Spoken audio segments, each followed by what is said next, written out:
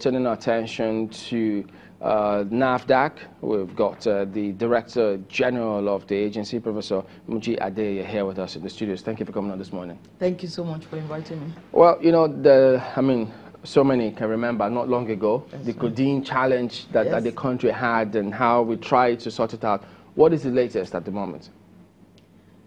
Regarding codeine? Yes, in terms of how NAFDAC is handling abuse of such. Oh, yes. NAFDAC is has heightened up awareness in terms of drug abuse. Just take, for example, the ports inspection. We are at 24/7 alert in terms of interceptions of containers of Tramadol or other psychoactive substances. For example, between September and October last year, after getting a tip that 31 containers of Tramadol are heading our way, and charging NAFDAC to be on the lookout, we just started and 24/7, you know, vigil. And these containers were marked for bonded terminal, but yeah, whether that they were marked in such a way that you shouldn't inspect them. Wow. But they contained Tramadol and few other regulated products. Our port inspection staff literally were on vigil. We were able to intercept 21 containers. This 22nd container, when they knew that 23 containers. Okay, not 31. You intercepted 23? We first of all intercepted 23 containers. Okay. The 24th container now knew, or whoever is bringing them knew that the port is hot. They turned back. Wow. Went to a West African coast. We went after them, contacted our ambassador there to watch who is coming to claim the container. They got a wind that they're being watched. Nobody claimed it, and then the 4 other containers turned back, went to another West African coast. We followed them. The West African coast country said they should go back to where they're coming from. We followed them to Southeast Asia country, and they thought that we were resting or we were forgotten. They came back. How long after? They came back about 6 weeks, or 6 weeks to 8 weeks after. So they went back to this first Africa, I don't want to name names, to the first West African country. So the 5 containers are there now. And they just told us that we could move them because nobody came to court to claim. So out of the 31 containers, we were able to apprehend 23, actually 23 plus 5, 28 containers of Tramadol. 1 container had a wrong number, so we couldn't figure that out. What do you mean wrong number? Wrong shipping number. Oh, okay. Yes. The last 2 containers had building materials. So out of the 31 containers, only 2 had regular products. So those were supposed to be the decoy? Those were the decoy. And we couldn't have done this alone. It was collaboration with customs. And big thanks to the CG of Customs, who also alerted his own staff. And 3 people were bribed to make sure that the containers were released. But those people now are under arrest. In fact, we just finished a NAFDAC at 25 celebration. 3 people bribed the NAFDAC? No. It wasn't NAFDAC. It was other, from other agencies. We recognized 2 of the controllers customs officers that were part of this collaboration. We recognized them in Abuja on Tuesday. The 23 containers are worth 198 billion naira. Of Tramadol? Yes, on the street. So that is what we are doing, or part of what we are doing to protect this country. This is personal to me, because when we are tired, when we are not feeling great, we don't do well. Now when we mix it with drugs, you can just imagine. How serious, you know, for one of whatever, how serious is this drug problem? Because we also have reports of various groups all over the place calling for more serious control of drug-related, of drug abuse in various parts of Nigeria. So how serious is it? To tell you the truth, there is no hard data that we can use. We are just, NAFDAC is just starting a nationwide survey, kind of, but it is not survey, it's also campaign. We want to do it intelligently by distributing questionnaires to high school students, you know, junior, senior high school students and so on.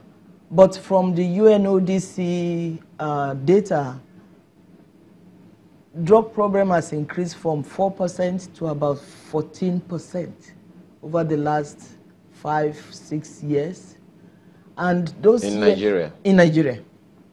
So those years aligned with or correlate with the years that NAFDAC was out of the ports. Because we were out of the ports from 2011 to 2018. Irrespective of what NAFDAC might have done in the past or didn't do, you don't remove an agency whose mandate is to control the import of drugs. You don't remove such agency from the ports. But we don't know the hands behind the scene. Okay, that for that to happen, you know, it means that there is big business in drug importation, clearly. Yes. So what do people do when they have gone through NAFDAC, through the proper process, to bring in products, get NAFDAC number, and then other drugs like that same drug come into the market, you know, and there's a parallel market? What happens? Do you mean, you know, if registered products come through the ports and compared to unregistered coming? When NAFDAC approves a drug and gives it a number, exactly, the famous NAFDAC number, yes, okay, and then someone else brings in the same product, okay, and doesn't take it through NAFDAC, but is selling the same product in the same market, what happens? Okay, are there such cases? That could happen through our porous borders, and we have thousands and thousands of kilometers of porous borders. When that happens, we do a lot of, now we have, not now, we have, of course, 6 geographical zones, but now we have also decentralized our actions, or activities rather, in the center, so that the zones become more engaging with the communities and with the market. We do surveillance. We have the post-marketing surveillance or pharmacovigilance post-marketing surveillance directorate that do surveillance. We get tips, and our enforcement goes after, whether it is open drug market, whether it is pharmacies, you know, to seize or to, you know, to enforce. You spoke about other countries, other African countries that, you know, you informed and then they came in on this. So what kind of relationship do we have? Do we have a strong bond or cooperation with some of these countries? Are they really helping us? What do we need to do to ensure that that is stronger? That's a very good question, especially ECOWAS country. We are not too big to have our own enforcement. I'm talking of ECOWAS enforcement agency, something like that. But we don't have right now. That will go a long way, because it's no longer Nigeria, it's no longer Ghana, it is us, all of us together. Because let's just take Benin, for example. A lot of products come from Benin into the country because of weak regulatory system in Benin. Niger, weak regulatory system. That is part of why I'm the chair of the African Medicine Regulatory Harmonization that is located in NEPAD. That is what I tell my colleagues, that if any country is weak, all countries are weak. Especially Nigeria, where we are surrounded by, five countries, I believe, So what we are trying to do is to strengthen the small or the smaller regulatory agencies so that they will be able to control their own borders. That is part of our problem. A lot of things come from Benin. Any success? There are successes. For example, some people were trying to bring in codeine containing products through that access, and they were arrested. The case is in court. So there is success, but it is not. It's not the type of success that you would think that, oh yeah, we're really getting there. We're not. Okay, but for those, pardon me, those drugs now that are contraband or that are you seize. Yes. The tramadol, the codeine. Yes. But there are those who legitimately need those drugs. How do you reconcile that?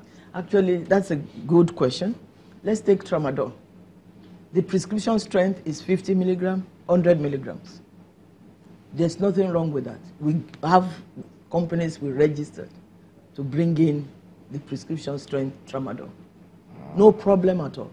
But the tramadol that we're talking about is 225 milligrams, 500 milligrams, that will kill sooner or later anybody that is hooked on it.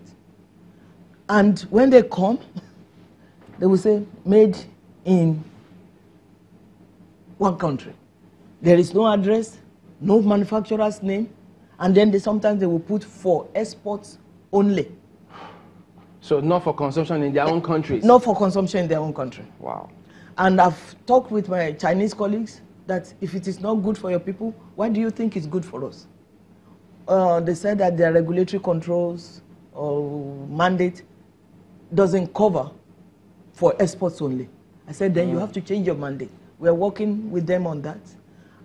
For India, I was with the High Commissioner for India because we want to see whether we can actually stop this from the source or reduce it significantly from the source. And the Indian High Commissioner is working with us as we speak.